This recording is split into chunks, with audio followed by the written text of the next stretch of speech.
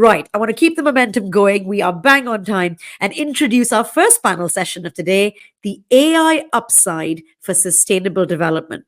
You can expect to hear from expert panelists and your moderator about indexing local patent data, climate tracing, and much more. And I want to introduce to you your moderator for the panel, former New Zealand ambassador to the United Nations in Geneva, Amanda Ellis, who is such an impressive background. I really enjoyed reading your bio, Amanda. You currently serve as Executive Director, Asia Pacific for the Global Institute of Sustainability Innovation and Senior Director, Global Partnerships and Networks for the Julie and Wrigley Global Futures Lab at Arizona State University. Amanda is also co-chair of the We Empower United Nations SDG Challenge, originally launched in 2018.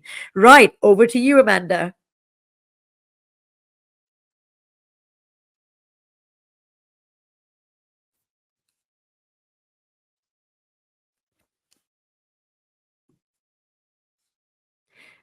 Amanda, I believe you're on mute. If you could unmute yourself. Aloha from Hawaii. Thank you so much, Shivi. It's almost midnight here, so excuse me for that little oversight. So exciting to be here. And thank you, Mark, for a terrific introduction to what, as you say, is both an exciting and scary topic. So thank you for laying out the pros and cons of AI impact. And I am so privileged to moderate the AI Upside panel. We are going to be highlighting many of the wonderful applications of AI to accelerate the achievement of the United Nations Sustainable Development Goals by going more in depth. So at ASU, where I'm privileged to work, we're very focused on this intersect. We're proud to be ranked top in the US and in the top 10 globally in the Times Higher Ed SDG Impact rankings. And we've been working in close partnership with OpenAI to launch ChatGPT EDU last month. But EdTech is just one of the useful applications of AI to achieve the UN SDGs.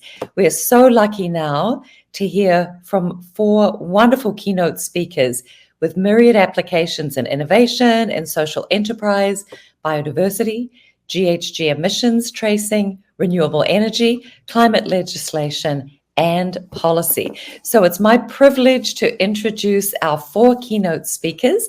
I'll introduce them each briefly by title, and then we'll do a deeper dive with each one.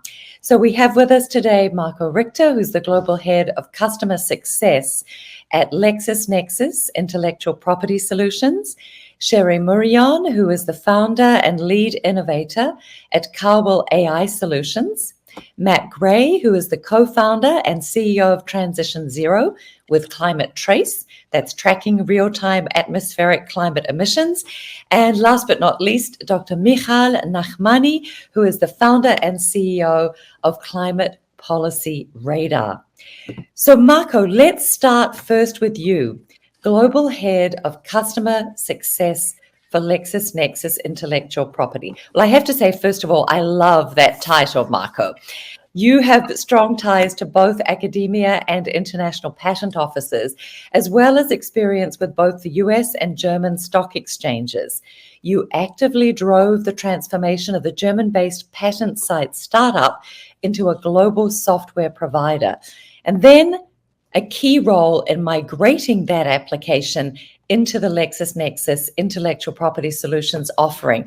And I know that this is the basis for some of the extraordinary global work using AI for sustainable innovation that you're going to share with us now. So Marco, tell us more. Well, thank you for the introduction, Amanda, and really glad being here and speaking to all of you today. So what have we done?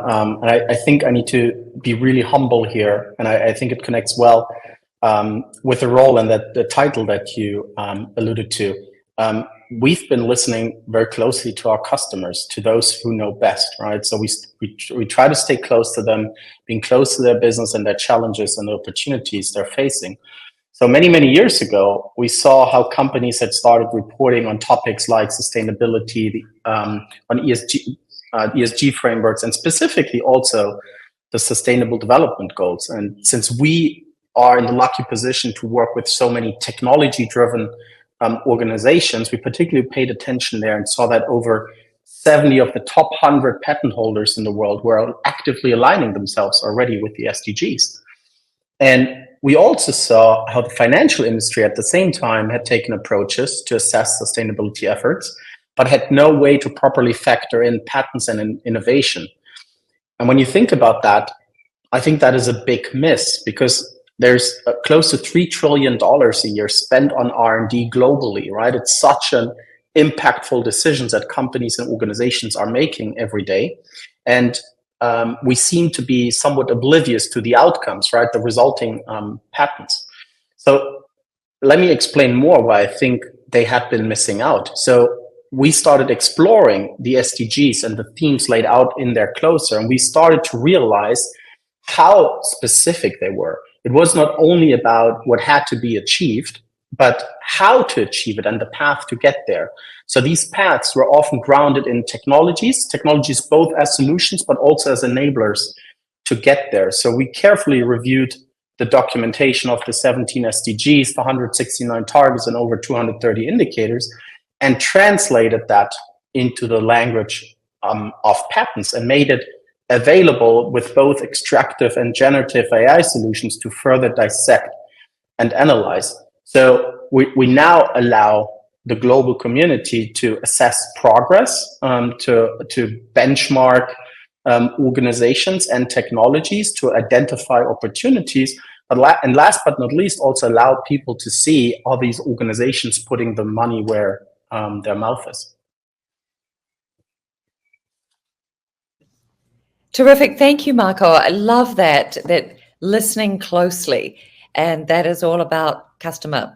So fantastic to know that the 169 targets of the UN SDGs are actually being actively worked on, and love that idea of solutions as enablers. So a wonderful, wonderful way of using AI for good. Now, Sherry, let's turn to you as founder and lead innovator, another great title, of CAWIL AI Solutions out of Singapore. You're an AI-enabled solution to preserve biodiversity, livelihoods, and a sustainable environment. You're a self-described environmentalist, a feminist, an entrepreneur, and an innovator, and you bring all these passions together using AI for good. I know you're also certified as a UN ITU, that's the International Telecommunications Union, fellow on ethical AI implementation. And you also have extensive experience in launching companies overseas, so a lot. Tell us a little bit about what attracted you to AI and how you are using it in these myriad points of interest for you. Yes, thank you, Amanda, for a great introduction. So, for everyone's knowledge, I'm coming from the Asian region. So, I'm based in Singapore. So, what really attracted me to do AI is when I was doing, creating a company in Singapore, and somebody told me, how about try implementing AI in what you do? So I said, I'm doing environment. So that's great because this is a niche market that you are approaching right now. So I said, how can I do it? So when somebody told me that, so I started exploring it already. So yeah, to make the long story short, I focus on what I do best. It's more on the environmental application. So to be specific, we're focused on life below water, SDG number 14. So since I'm doing maritime before in Singapore, so there's a lot going on in the maritime business, but the application more on the environmental side, like supply chain, fisheries, and other management, is somewhat the niche that I've found. Then I focus on that, and I've seen that in my region there's a big need to really support the supply chain in the seafood market. So in the ASEAN region, to be specific, there are very little or so much silos in the policy for sustainable consumption and also managing our supply chain. As we know, it's somewhat all over the world. It's we have already overfished. So, but how can you sustain the demand for everyone for the seafood supply chain? So that's the real problem that we are addressing. And I know that some people will say, oh, it's just seafood or something like that. But I know in the European side, there's a big demand. And there's also a big demand in the management side. So for me, that's my advocacy right now, focusing on the supply chain, on the seafood to be more specific, and also providing a sustainable solution for everyone to really enjoy seafood as we go along. So that's a brief introduction, That Amanda. Thank is you. that is laudable. Explain to us though how AI is being used for sustainable supply chains. Can you dig a little bit deeper for our audience? So yes, so our product right now is a traceability system for seafood. I'm proud to say that we're doing species detection for seafood, to be specific to on what type of seafood are being caught in the wild, and if these species are legally trade in other countries. So that's the niche of our AI.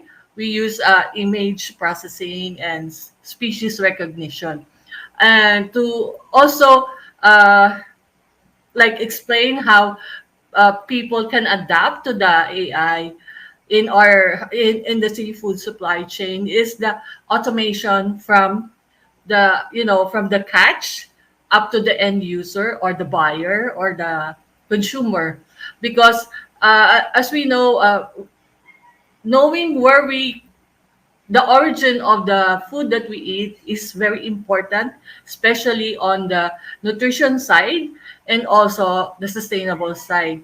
But however, there's lack of data in between as we transport our production going to other places. So that's the gap that we provide, and we're using AI on that side. So yeah. That's fantastic. So interesting. And one more question. How then, once you know what is happening, do you convey that? So how would I as a consumer understand what I am eating? Okay, so there's a lot of service or technology out there that can be used, but for us, we're using the very basic that people or the less educated on technology to not to kind of connect the learning curve for the AI. So we're using the IoT, that it's what they call Internet of Things. So basically, Internet of Things? yeah, there we're just our tool is a mobile application. So everybody's using a mobile phone right now, even the fishermen. However, there are other applications that are expensive. So what we did is we enable that, the very basic smartphone for the grassroots to work with to work in their system, and at the same time easily adopted by other people. So it's like when you buy, you just scan the QR code and you know the information of the fisherman who caught it, where it is caught, and how it is transported or distributed. So it's all the basic is there. However, the technology is somewhat expounded in the QR code. Yeah. That's fantastic. That really brings it right down to the customer level and is going to empower all of us to make better choices. And I'm so pleased that you're focused on SDG 14, life below water. That was the SDG that we were top in globally in the recent Times Higher Ed ranking. So I know that our researchers are going to be particularly excited about the work that you're doing. Thank you so much, Thank you, Sherry. Amanda. So coming now to Matt. Matt Gray, you are the co-founder and CEO of TransitionZero. You're a key partner and contributor to Climate Trace, which is the world's first comprehensive accounting of greenhouse gas emissions based on direct and independent observations provided by both remote sensing and AI. And we're very proud at ASU to be part of this nonprofit coalition. Matt, you yourself are an energy market analyst with investment banking experience. You've been a consultant to the International Energy Agency, a managing director of the power and utilities team at Carbon Tracker. And as the CEO of TransitionZero, you lead the Climate Trace work on emissions from heavy industry, and you co-lead the work on power sector emissions. So for this round, I would love you to tell us more about the work that Climate Trace has been doing, and perhaps next round we'll focus on TransitionZero. So give us the big picture and why AI has really revolutionized this GHG tracking. Great, thank you, Amanda, and thank you for the invitation to come and speak on this panel. It's great to be here.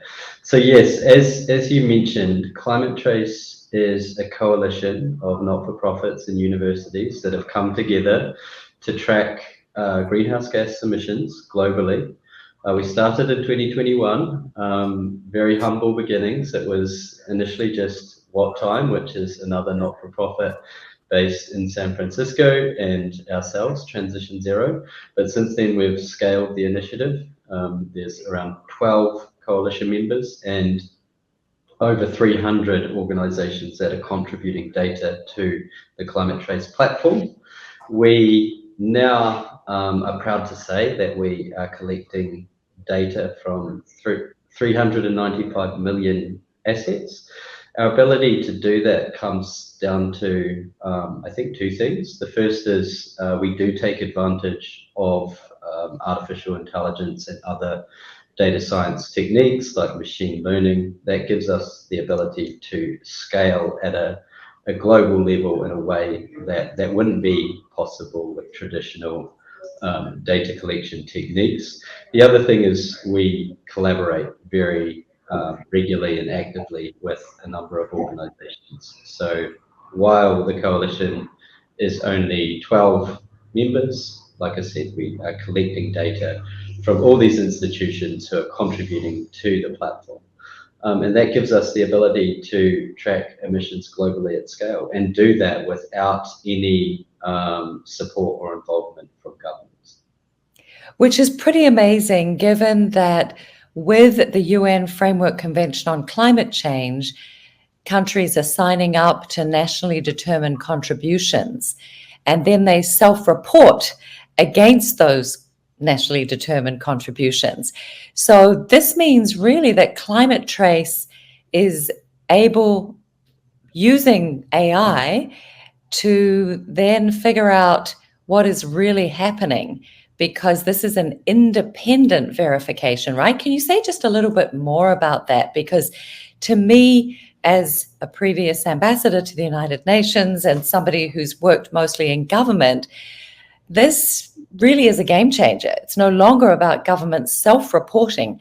Climate Trace is now looking at, and I can't believe it's 395 million assets. It was only 79,000 a year ago. So tell us a little bit more about how you see this as being a game changer, Matt. Yeah, absolutely. So like you said, the process for how governments have historically interacted with greenhouse gas data and made that available is through the UN process. So every couple of years they submit data, or should be submitting data, to the UNFCCC. That then forms the basis of the contributions that they will make for 2030 as part of the NDC process and the Paris Agreement process. But what we have found is that a number of countries simply do not have the resources to do that, effectively and in a timely manner. So the statistic that we use at Climate Trace is there's nearly 80 governments in the world that haven't submitted greenhouse gas inventory data since 2014. So their data sets that they're basing decisions on out to 2030 as part of the NDC process is over a decade old.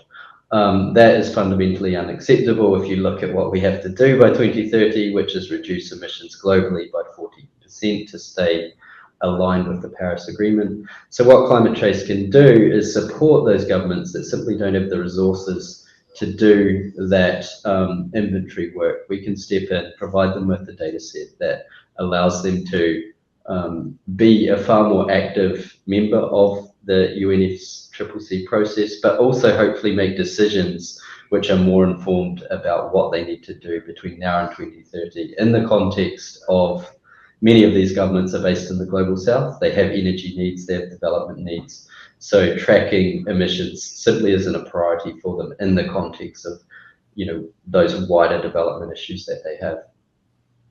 Fantastic. So very helpful for governments, as you say. Also a really useful tool for civil society because it allows then everyday people to hold governments to account. And, that's an extraordinary achievement. So thank you very much for that important work.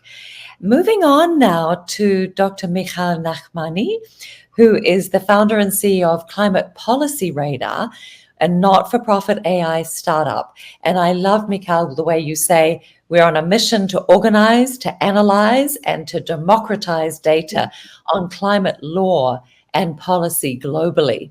So you're an international expert in climate policy and governance with a background in both law and finance. You advise the UN-led Initiative on Climate Action Transparency. You're a fellow of the UNFCCC, the UN Framework Convention on Climate Change, Resilience Frontiers, and a visiting fellow at the Grantham Research Institute at London School of Economics. So interested to see the work that you're doing using AI for national legislation and responsible investment, collaborating with the UN, with parliaments and governments globally. And we've been very excited to promote your work with our partnership with the Interparliamentary Union. And you're also working with responsible investor coalitions, such as the CA100+. So for this round, really introducing your work, would love to hear more about Climate Policy Radar and how you are working with parliaments in particular to help them figure out what is happening with different sets of national legislation around the world. Please tell us more. Thank you, Amanda. So wonderful to have your partnership and support. And hi, everyone. It is so inspiring to hear everyone's work on supply chains and on helping fishermen, on modeling energy systems, on tracking patents, because there's no silver bullets. There is one probably more important lever that runs through all of our work, and that is the policy lever. If we don't get the policy frameworks right, nothing will work. And how do we get policy frameworks right? How do we replicate successes and avoid mistakes? We need to read each other's laws and policies and understand who's done it who's done it already, and has it worked?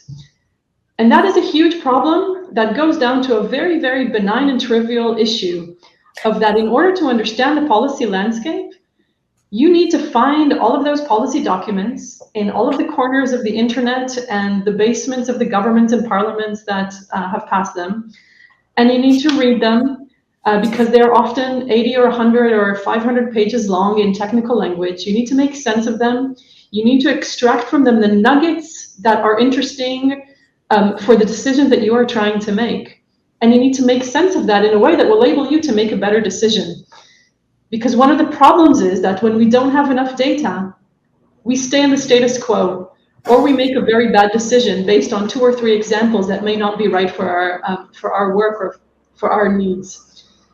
And that trivial problem of making sense of all of that unstructured, I didn't mention multilingual data, the Romanian policies and the Mongolian policies and the Kenyan policies and the New Zealand policies all can learn from each other in different ways.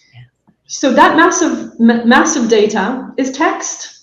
And the incredible developments in AI and data science and machine learning, and particularly around natural language processing and large language models, is one of those advances that has allowed us to break through some of those challenges. So we create the one-stop shop, if you will, for all of the things that everyone needs to read. All of the laws and the policies and the strategies and the action plans and the NDCs from every single government globally. Auto-translated, that's AI for you. Auto-translation is a really interesting application of AI here. We extract structure from them. Instead of control find renewables, you can now use a machine learning model that will find together all of the concepts that are relevant to that. Or if you're looking for impact on vulnerable groups, then you don't have to do control find gender and control find indigenous peoples. And of course, I'm oversimplifying. These are very complex processes. The ability to find them and to be able to connect between them is critical. And then we serve them. Marco, I loved your point about bringing this to the users. Bringing this to the users means, how do we bring this data in a way that is useful for decision making? So if you're a parliamentarian and you're about to vote on a bill, what is the relevant information that you need in order to vote on it? Or if you're a civil servant writing proposals and options in order to think, how might we legislate on something? You actually want to ask, what did this country do, and what did this country do, and how did that work for them? So the ability to do that might look fairly different for different user groups, but it's really taking from that baseline of evidence. You know, we talk about evidence-based decision making, but where is the evidence? So we're building that evidence base. I want to add a big problem. So I started from the big problem of policymaking to the trivial problem of reading documents, and take it back into a big problem of, how do we do this in a way that is equitable and just? Models are only good as the information that you feed into them. And if they are trained on data that is, for example, only English language, they might not be fully representative for cases in which English is not the first language.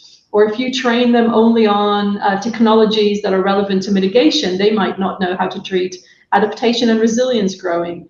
So thinking about the practices, the responsible AI practices that can improve how we do on those tools and processes in order to give us just and equitable results is really important.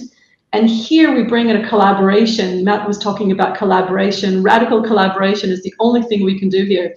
So we also convene a community of natural language processing practitioners and academics who are working in the space of climate and nature, trying together to write the playbook on how to do this well. Let me pause here for now. That's fantastic. And I love your bringing in this idea of just and equitable, and the fact that these models are only as valuable as the data that goes in. So thank you. Just such exciting work. And I know, and having used your work, what a massive amount of otherwise almost impossible data to do without this is. It's really a race to the top for parliamentarians to be able to share this kind of information. So thank you so much. It's really exciting. Now, to come back to Marco, I was really taken when you and I spoke pre-tonight that almost a third of worldwide patents can now be linked to sustainable development. That's pretty impressive. And you mentioned that there'd been a 10% growth in the last 10 years. And thinking about that and the World Intellectual Property Organization, how do we bring all this data to the global stage in ways that are transparent and globally applicable? So tell us just a little bit more about the way in which you are leveraging, and this is the first time this has ever been done, this link between patents and innovation and sustainability. Sure. So yeah, earlier this year, we partnered with WIPO, the World Intellectual Property Organization, which is a body of the United Nations, to do a comprehensive report on the state of sustainable innovation for the so-called World Intellectual Property Day at the end of April. It's the one day a year where the WIPO is celebrating and embracing and educating on the importance of intellectual property as a whole. But then the report here obviously focus on patents as we had done the SDG mapping in that area. And as you said, Amanda, the report shows very interesting findings, right? For example, while we have about 15 million unique inventions out there that are currently in force and active, think about the implications for policymakers, about 1/3 of them is already directly linked to the SDGs. So that doesn't mean that the rest of the innovation that is happening isn't contributing to a sustainable future. It's just not as directly linked as laid out in the SDGs. And we saw very promising developments looking back, comparing to 2015, 2014 timeframe, and so an almost 10-point improvement. So seeing really a shift in the innovation agenda of governments and of corporates around the world towards technologies that are mentioned and described in the SDGs as solutions and as enablers. And we firmly believe that is not a coincidence, right? Public demand is growing in that direction. Consumers are asking for more sustainable solutions. They're making deliberate choices, also given energy prices, for example, here in Europe, on what type of appliance to utilize. And that brings challenges, but certainly also opportunities to these global innovators. Fantastic. Thank you so much. Now, Sherry, coming to you again, I was really intrigued with your certification with the ITU as a fellow on ethical AI implementation. Tell us a little bit more about what that means. We certainly heard in the introduction that unethical could be very dangerous. Can you dive into that a little for us? Actually, I got the title when my team won a hackathon by the ITU and International Trade Council, and that was 2022. But since, as we all know, there were restrictions in traveling, so I was granted to attend the fellowship on AI for Good, just 2023.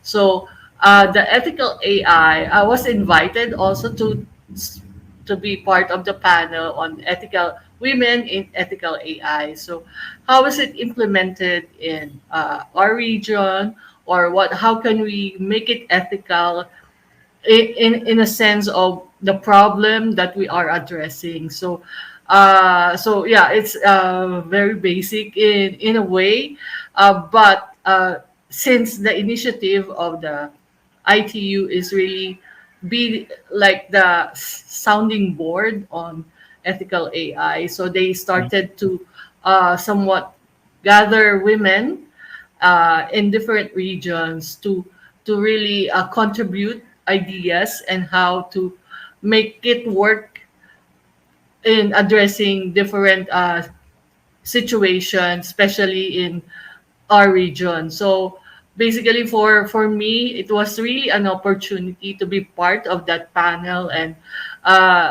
expressing and how we can make it in a way ethical or diverse and, let's say, adaptable to everybody. Because as we know, yes, as we know that technology is not fully utilized if it is not being used. So it doesn't make sense if it's not used by people. So when you use technology, it should work for the better. So that's for me how I can maybe articulate to everyone on how I can express ethical AI in a way in Thank addressing the problem in our region. So Thank you so much. And I think that comes back to Michal's point about the need for it to be just and equitable. So love the fact that your application is also able to go right down to the grassroots, to the yes. everyday person. So thank you so much for that. Matt, let's come back to you. We'd love to hear about TransitionZero and the ways in which you're using AI for renewable energy. Yeah, great. Thank you. So like I said, with Climate Trace, we are tracking emissions, so all of the bad stuff that we hope to phase down by 2050. Yeah. But in the background there, you obviously need to replace that energy with something, and that energy, of course, needs to be zero carbon sources like wind, solar, battery storage, etc. So what we do at TransitionZero is we provide a platform for energy transition planning. What that means in practice is we provide an end-to-end software service that allows governments to understand their energy needs and crucially create plans to enable them to attract investment to implement those plans. That is particularly problematic in the global south, which is where we tend to focus. A lot of governments in the global south simply do not have the resources and therefore the access to the tools that many governments in the global north have access to, and equally that corporations and investors have access to. So what we try and do is we provide that service for free, which allows them to understand their energy needs and to create plans to attract investments. What happens at the moment is typically if you are a small under-resourced government, you need to rely on external consultants who have the technical expertise to do energy systems modeling. What tends to happen in that scenario is it costs a lot of money, it takes a lot of time, and for every iteration or change to the model, it costs more money and more time. And clearly this is unsustainable. Our software can bypass that, so a government can come on to our platform, they can create, customize, and share models with their colleagues so they can have similar access to governments in Europe and North America and really create plans to attract that investment, because that's what is stopping the transition in these countries at the moment, is that they know what they need to build, but they do not have a credible plan to attract the investment to make it happen. Such an important contribution, Matt, and especially where at COP in Dubai last year, everybody committed to tripling renewable energy by 2030. So there's a huge amount of work to be done. And I know some of the members of the Vulnerable 20 that you've been working with have expressed to me how grateful and excited they are about this initiative. And we're hoping we can invite you out here to Hawaii with the work that Henk Rogers and Mark Benioff are funding for island nations to start, but then we hope we can do a dedicated session with the Vulnerable 20 with you next year here in Hawaii. So just make sure that you get those dates in the calendar. Thank you for the terrific work you're doing. And now, Michal, coming back to you for the final round, and everybody, we are coming up to time, so I'm going to come back to you for your final takeaway for our audience. What would you like them to really do or to reflect upon as a result of your particular application of AI for the Sustainable Development Goals? So please be thinking about that. And Michal, I was just intrigued to hear more about the work that you had been doing with responsible investor coalitions, such as the CA 100 Plus, and would love it if you could tell us about that. Sure. So remember I said policy is the one lever to solve it all? It's not. One of two, because the second one is moving money from the wrong places to the right places. All of that, of course, trickles down into every single application that we can think about, but moving money away from the old economy to the new economy and making sure that corporations have credible transition plans, but not just plans, but also that they are actually implementing them is critical. So responsible investor coalitions is something that has popped up over the last few years in the recognition that only investing in a profitable asset is not good enough. Investors need to invest in a profitable economy and future. And climate and nature are key to that. So if there isn't an orderly transition or a less than chaotic transition into that future, everyone is going to lose. With that came the understanding that they need to work together into transitioning this economy. And with that, as large shareholders, the Climate Action 100 Plus, for example, has, don't catch me on the number, but I think about $70 trillion in assets under management. That's about 3/4 of the world's traded wealth. So a lot of power and decision-making power and influence power over those corporations. So they say to the world's largest and highest emitting corporations, these are our expectations of you in order to facilitate this orderly transition. This is what we want of you. We want you to report on your emissions. We want you to have capital expenditure that is aligned with a 2 degree or ideally with a 1.5 degree scenario. We want you to have boards that understand climate as a significant risk to the business. Setting out those expectations and then going out to measure all of those against the highest emitting corporates in the world is the real work of those investors. Disclosure, of course, is not enough. They need to make decisions. Active shareholding, all the way up to divestment from those who are not playing by the rules of this really critical game. So the data and the AI side there is, that's a lot of data. That's a lot of corporations in a lot of countries with multiple data points that need to be collected and analyzed and made accessible to those decision makers, those investors that are measuring risk, not just the risk of the individual investment, but also risk to the larger system. So this is where another area where corporates, where corporate transition can be aided by these technologies. And one last sentence here on collaborations is that all of those data sets that we're talking about can operate on their own and they each solve for something, but the real power is in bringing them together. The real power is saying corporates are subject to these policies and these are their factories and these are their emissions and this is what it looks like down the supply chain and these are the patents that are enabled by that. And if you notice, I just tied up all of our data sets together. You did. That was very, very well done. Fantastic.